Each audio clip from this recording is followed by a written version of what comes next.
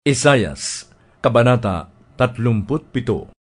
Nang marinig ni Haring Hezekias ang kanilang ulat, sinira din niya ang kanyang kasuotan.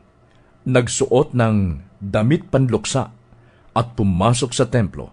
Tinawag niya si Eliakim, ang katiwala sa palasyo, at pinapunta ito kay Isayas, ang propetang anak ni Amos. Pinasama rin niya ang kanyang kalihim na si Sebna at ang matatandang pari. Lahat sila'y nakadamit panluksa. Ganito ang ipinasabi niya kay Isayas: ang araw na ito ay araw ng paghihirap, ng pagpaparusa at kahihiyan. Para tayong isang inang dapat nang magsilang, ngunit hindi magawa dahil nang hihina. Marahil ay narinig ni Yahweh na inyong Diyos ang sinabi ng punong ministro ng Assyria na sinugo ng kanyang hari upang lapastanganin ng Diyos na buhay. Sana'y parusahan niya ang kalapastangan ng iyon. Kaya idalangin mo ang natitira pa sa bayan ng Diyos. Nang marinig ni Isayas ang ipinasabi ni Haring Hezekias, sumagot siya, sabihin ninyo sa inyong hari na ganito ang ipinapasabi ni Yahweh: huwag kayong matakot sa mga paglapastangan sa akin ng sugo ng hari ng Assyria. Ito ang tandaan ninyo: padadalhan ko siya ng isang espiritu na lilito sa kanya, at hindi siya patatahimikin ng isang balita. Dahil dito, uuwi siya agad at sa pamamagitan ng espaday, mamamatay siya sa kanyang sariling bayan. Bumalik nga sa Lakis ang punong ministro at nabalitaan niyang wala roon ang hari ng Assyria, sapagkat sinasalakay nito ang Libna. Kaya doon siya tumuloy. Nabalitaan naman ng haring ito na lumabas na ang haring Tirhaka ng Ethiopia upang sila'y salakayin.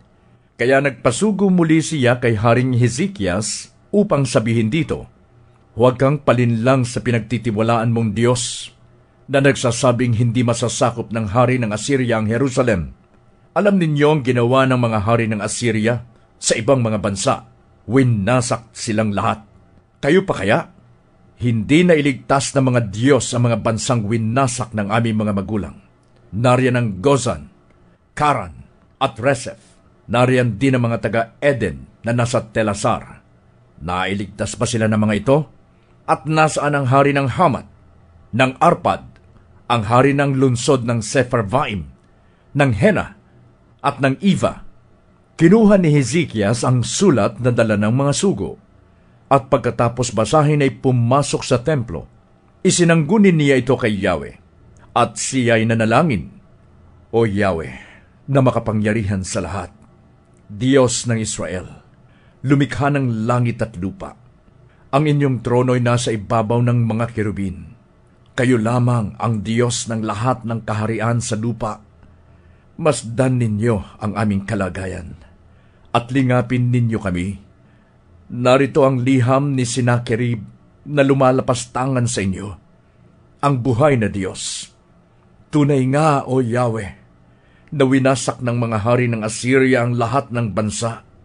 Sinunog nila ang Diyos ng mga ito, sapagkat ang Diyos nila'y hindi tunay. Mga bato at kahoy lamang nagawa ng mga tao. Kaya iligtas mo kami, Yahweh, O aming Diyos, sa kamay ni Sennacherib, upang malaman ng lahat ng kaharian sa lupa na ikaw lamang ang tunay na si Yahweh.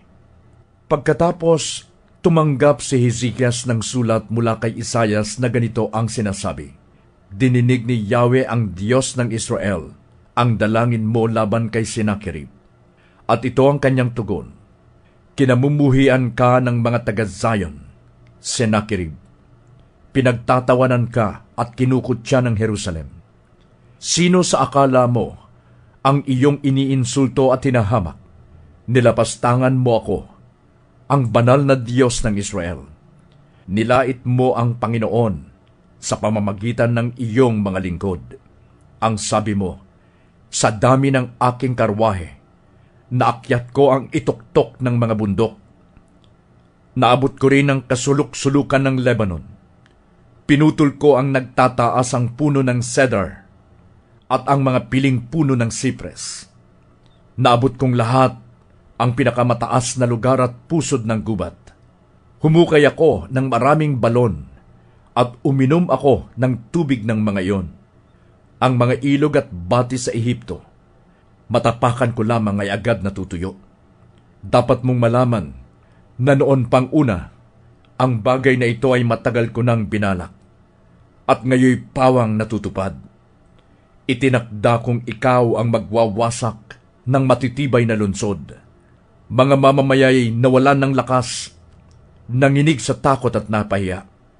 Sila'y tulad ng halaman sa gitna ng parang, mga murang dahoy na lanta sa araw. Katulad ay damo sa bubong ng bahay. Hindi pa pinuputol, ay tuyo na sa tangkay. Lahat ng iyong gawin ay nalalaman ko. Hindi lingid sa akin anumang balak mo.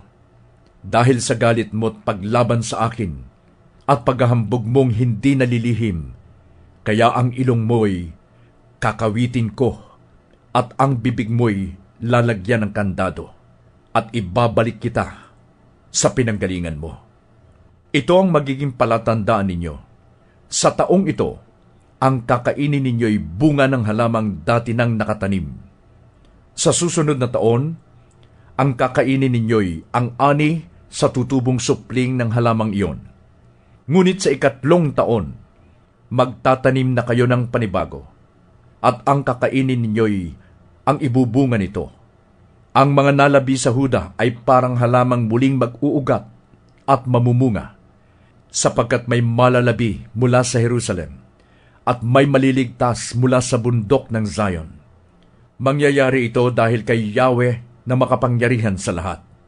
Kaya ito ang pasya ni Yahweh tungkol sa hari ng Assyria. Hindi siya makakalapit sa lungsod na ito, ni isang palaso ay hindi niya magagamit laban dito.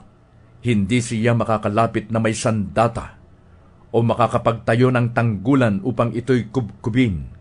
Saan man siya magdaan papunta dito, doon rin siya daraang pabalik. Hindi na siya makakapasok sa lungsod na ito, sapagkat ganito ang sinasabi ni Yahweh: ipagtatanggol ko at ililigtas ang lungsod na ito alang-alang sa akin at sa lingkod kong si David. Nang gabing iyon, pinatay ng anghel ni Yahweh ang may 185,000 kawal na taga-Assyria sa loob mismo ng kanilang kampo. Kinaumagahan, naghambalang sa kampo nila ang mga bangkay. Dahil dito, umuwi na si Sennacherib at doon na tumira sa Ninive. Minsan, samantalang sumasamba siya sa templo ng Diyos-Diyosan niyang si Nisroch, pinatay siya ng 2 niyang anak na sina Adramelech at Sarezer sa pamamagitan ng espada. Pagkatapos, tumakas sila at nagtago sa bundok ng Ararat. Humalili kay Sennacherib ang anak niyang si Esarhadon